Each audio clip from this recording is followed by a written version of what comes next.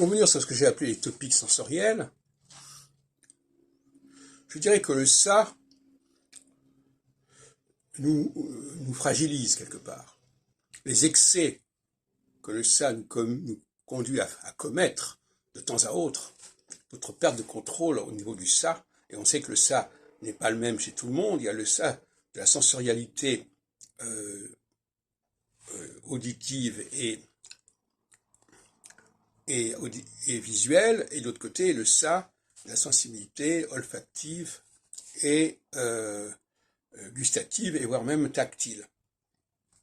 Mais d'une manière générale, au niveau psychologique, au niveau psychanalytique, là où nous avons des traumatismes quelque part, là où nous avons des frustrations, c'est au niveau du ça, qui nous met dans une situation souvent délicate, mais qui nous culpabilise, qui nous met en faute, et qui conduit à demander pardon.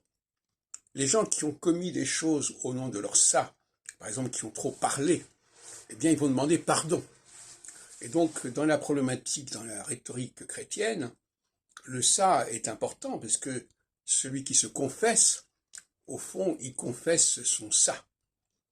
Alors, chez les uns, c'est le ça des excès alimentaires, des excès sexuels, des excès de boissons, etc.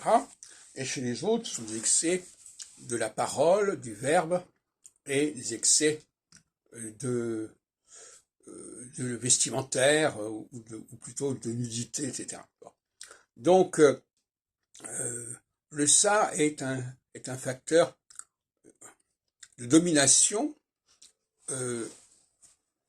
ou d'être plutôt dominé, et le surmoi est un facteur de domination. Parce que là où je me contrôle parfaitement, où je n'ai besoin de personne pour me trouver en faute, eh bien là j'ai une supériorité. Et inversement pour le ça. Donc notre point fort, c'est notre surmoi. Donc surmoi auditif ou visuel chez les uns, surmoi alors qui est inverse du ça. C'est-à-dire si j'ai un surmoi olfactif et gustatif, j'aurai un ça auditif et visuel, etc. Et inversement, ça va de soi. C'est toujours le revers de la médaille. Donc là, à mon avis, il y a une clé importante du psychisme qui, à mon avis, d'ailleurs, est beaucoup plus significative que l'histoire de thème astral et de l'astropsychologie.